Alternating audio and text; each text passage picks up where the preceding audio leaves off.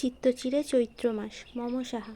চাঁদনি আবার দেবর আমার বুকে হাত দিয়েছে। আপা, আমি খুব ব্যথা পেয়েছি জানো। কি বিশ্রী ছোঁয়া। 7 বর্ষীয় ছোট বোনের মুখে এমন বিশ্রী একটা কথা শুনতেই শরীরটা শিরশির করে কেঁপে উঠল চিত্রার। ঘর্মাক্ত মুখখানার আগে লালবর্ণ ধারণ করলো। বোনের দিকে দৃষ্টি দিতেই দেখলো ছোট্ট মেয়েটা ভয়ে কেমন গুটিসুটি মেরে আছে। তাড়াতাড়ি বোনকে নিজের দুহাতের আঁচলে আগলে নিল সে। হতভম্ব কণ্ঠে বলল, দেখি তো আমার চেরি সোনা, জামাটা একটু সরাও, আপা একটু দেখি। সবচেয়ে নিকটতম ভরসার স্থান পেয়ে মেয়েটা নির্দ্বিধায় জামা সরালো। জামা সরাতেই আটকে উঠল চিত্রা। কেমন লাল হয়ে গেছে মেয়েটার সাদা ধবধবে চামড়াটা। কি ভীষণ বিশ্রীভাবেই না ছুঁয়েছে এতটুকু বাচ্চাটাকে। ভাবতেই ঘৃণায় টইটুম্বুর হয়ে গেল চিত্রার শরীরের প্রতিটি শিরা উপশিরা। ক্ষেপে উঠল সে। অথচ বাড়ি ভর্তি এত মানুষ, ঝোঁকের বসে কিছু করে বসলে তার খেসারত না আবার ছোট চেরিকে দিতে হয়। বিরক্ত, রাগ, দুটো অনুভূতি মিলেমিশে একাকার হয়ে যখন আন্দোলন শুরু হলো চিত্রার মস্তিষ্কে, তখন বাহির থেকে তার ডাক পড়ল। আজ তার বড় বোন চাঁদনির গর্ভকালীন সময়ের 7 মাস পূর্ণ হওয়ায় ছোটোখাটো একটা অনুষ্ঠানের আয়োজন করা হয়েছে। সেই অনুষ্ঠানেই চাঁদনির শ্বশুরবাড়ির লোকজনও এসেছে। অবশ্য তার আপন বড় বোন না চাঁদনি। তার বড় চাচার মেয়ে হলো চাঁদনি আপা, আর ছোট চেরিও তার আপন বোন না।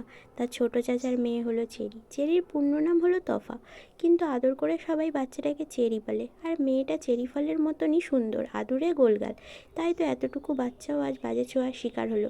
চিত্রার পরিবারটা বেশ বড় পরিবার বলা যায়। চিত্রার মা, বাবা, বড় চাচা চাচি, ছোট চাচা চাচি, চিত্রার আপন বড় ভাই তুহিন, বড় চাচার ছেলে দুজন দিহান আর তিশান, ফুফি আর ফুফির একমাত্র ছেলে, বড় বাড়ির সবচেয়ে ছোট সদস্য অনয়, চেরির আরেকজন বড় বোন যে চিত্রারও বড়, ওহি আপা, আর চিত্রা নিজে।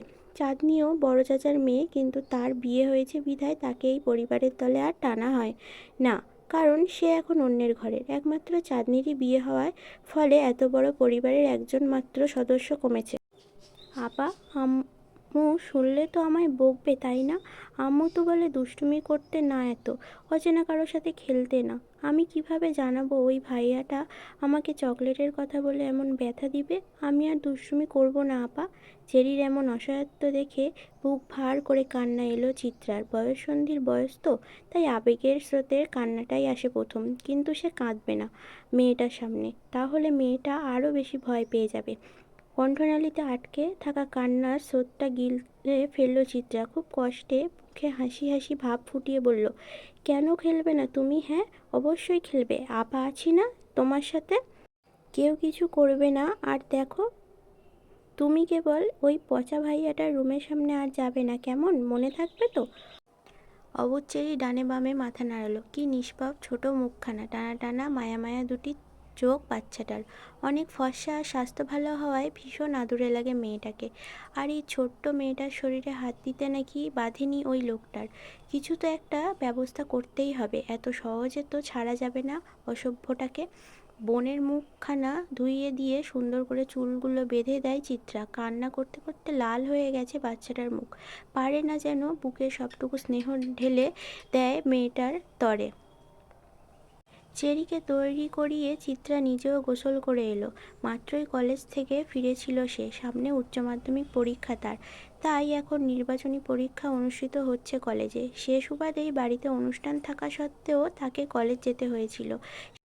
সে অবশ্য তত উন্নত শ্রেণীর ছাত্রী না। কোনো মতে চলনসই রেজাল্ট হলেই সে সন্তুষ্ট। ভাদ্রের উত্তপ্ত গরমে পরিবেশ ঘর্মাক্ত, আর সেই গরম দিয়ে এসে হুট করে এমন ঘটনার সম্মুখীন হওয়াতে বিরক্তিতে তেতো ভাব চলে এলো তার শরীরে। গোসল করায় আপাতত কিছুটা শান্তি মিলেছে। গোসল করে লাল টকটকে একটা 3 পিস পরল চিত্রা। অতঃপর চেরির হাত ধরে বাড়ির বাগানের দিকে এগিয়ে গেল। মূলত অনুষ্ঠানটা সেখানেই। বিরাট আয়োজন করা হয়েছে চাঁদনির জন্য। কত রকমের খাবারের যে আয়োজন করা হয়েছে তা হিসেব করেও শেষ করা যাবে না যেন। চিত্রা ছুটে এসেই ধপ করে তার আপুর পাশ ঘেঁষে বসে পড়ল। চিত্রাকে দেখে ভারী পেটের গোলগাল ফর্সা ধবধবে চাঁদনি মুচকি হাসলো। বাম গালটা টেনে দিয়ে বলল, কই ছিলিস সীতাবাগ? এতক্ষণ লাগিয়ে কি পরীক্ষা দিয়েছিস শুনি? পরীক্ষাকে এত সিরিয়াসলি নেওয়ার মেয়ে তো তুই না। কি ব্যাপার শুনি? বড় আপার দিকে আর চোখে তাকিয়ে মুখ বাঁকালো চিত্রা। বেশ ভাব নিয়েই বলল, তোমাদের মতন জজ ব্যারিস্টার হওয়ার মতন ছাত্রী হয়তো না, তাই বলে পাস মার্কটা তুলব না? বাবাকে তো চেনো, ফেল করার অপরাধে না আবার জেলে দিয়ে দেয়। নিজের ক্ষমতার যে দাপট দেখায় সে। চিত্রার কথায় হাসলো চাঁদনি। মেয়েটা তার বাবাকে তেমন পছন্দ করে না বলা যায়, বেশ ভয় পায়। একমাত্র নিজের বাবাকে ছাড়া পুরো পৃথিবীকে উত্ত্যক্ত করার ক্ষমতা ওর আছে। বাবার সাথে ওর যে শীতল একটা যুদ্ধ প্রতিনিয়ত হয় তা সবারই জানা আছে।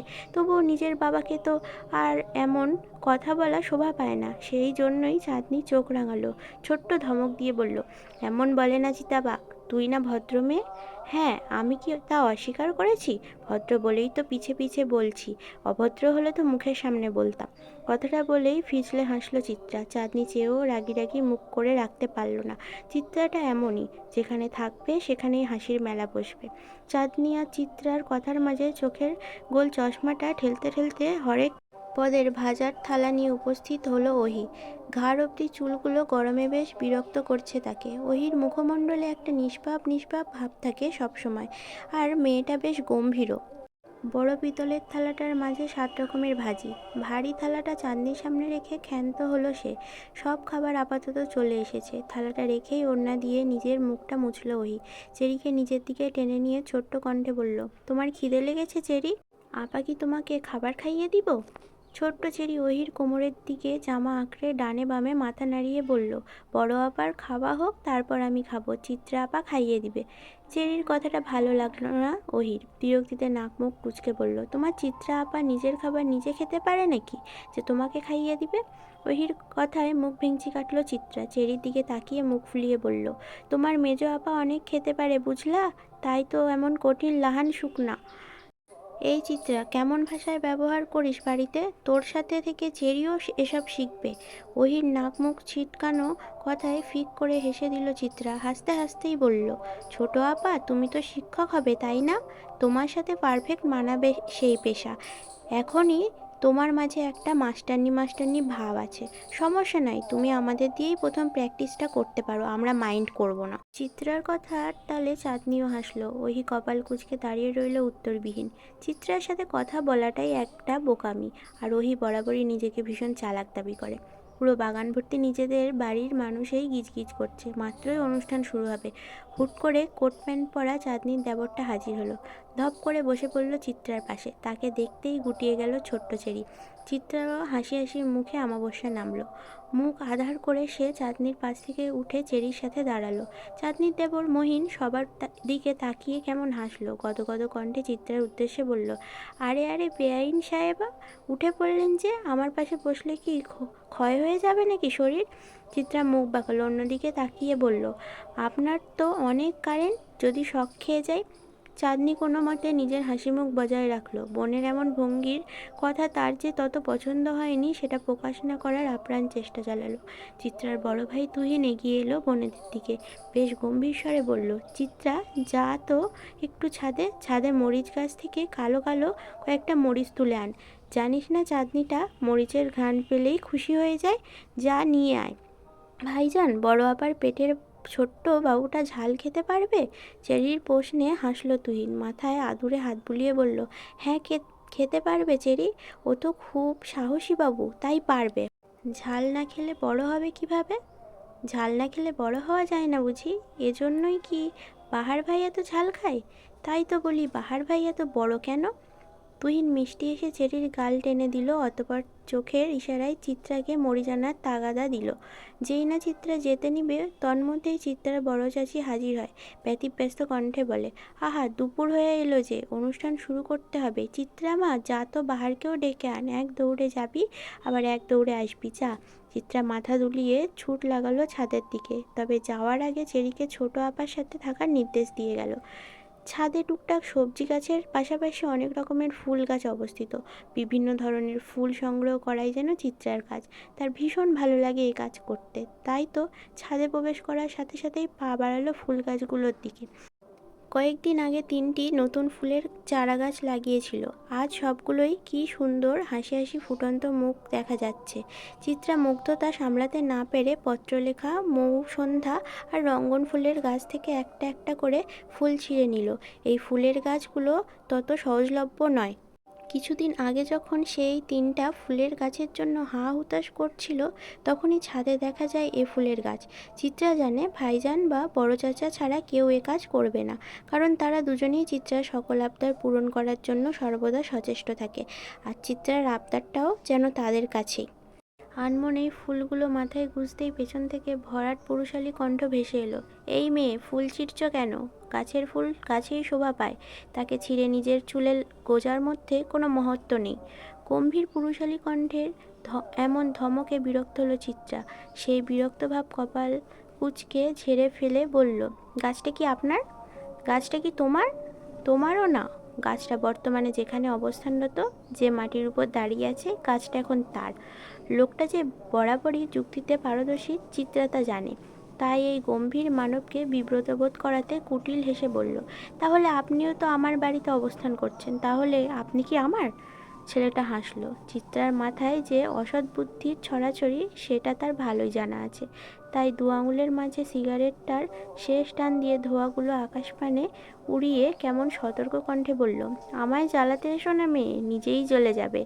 চিত্রা মুখ ভেঙচি কাটল, গোমরা মুখে বলল, নিচে আবার অনুষ্ঠান শুরুর পর্যায়ে, আপনাকে ডাকছে বড় চাচি। আমি গিয়ে কি করব? তোমার আপা কিভাবে এত খাবার খায় সেটা দেখব? চিত্রার পারদে পারদে বিরক্তের ভাব বাড়ল। মরিচ গাছের দিকে যেতে যেতে বলল, একদম আপনার গা ছাড়া ভাব আমায় দেখাবেন না। যেতে মন চাইলে যাবেন, না হয় যাবেন না। অনুষ্ঠান তো আর আমার না যে আপনার হাতে পায়ে ধরে নিয়ে যাব। আর তাছাড়া আপনি তো সবসময় বাসায় থাকেন না, আজ আছেন বলেই ডাকছে। আমি গেলে তো তোমার হিটলার বাপ নাক মুখ কুঁচকাবে। যাই একটু উনার শিরায় উপশিরায় রক্ত ছড়িয়ে আসি। চিত্রা আর কোনো উত্তর দিল না। মরিচ গাছের দিকে এগিয়ে গেল সে। লোকটার বাউন্ডুলে ছন্নছাড়া ভাবটা ঠিক পছন্দ না তার। বাবা মেয়ের এদিকে ভীষণ মিল, দুজনেই এই ছেলেকে দেখতে পারে না। বাহারের ধপাধপ চলে যাওয়ার শব্দ শোনা গেল। যেতে যেতে বলল, শুনো মেয়ে, আমি ছুঁয়ে দিলে পরে অকারণেই যাবে ঝরে, গলে যেন সে বরফ গলে না। চিত্রা তাকিয়ে রইল লোকটার দিকে। শ্যামলা ছিপছিপে গরনের লোকটার এমন ক্ষুদ্র ক্ষুদ্র জিনিসগুলোই যেন বয়ঃসন্ধির আকর্ষণ। মাথা ভর্তি ঝাঁকড়া চুলগুলো কেমন হেলে দুলে পড়ছে। সিগারেট ফুঁকে যাওয়া পোড়া ঠোঁটও যেন আরেক প্রকারের মাদকতা আছে। পুড়ে যাওয়া গাঢ় খয়েরি রঙের ঠোঁটটাকে বহুরূপী ডালিয়া মনে হয়। চিত্রার ভাবনার মাঝে নিচ থেকে হইচই ভেসে এলো। চিত্রা দৌড়ে ছাদের কার্নিশ ঘেঁষে নিচে তাকাতেই দেখল মহিন গাল ধরে দাঁড়িয়ে আছে, আর তার সামনে বেশ গা ছাড়া ভাব নিয়ে দুহাত পকেটে গুজে দাঁড়িয়ে আছে বাহার। উফ, সত্যি লোকটা জ্বালিয়ে দিবে একদিন।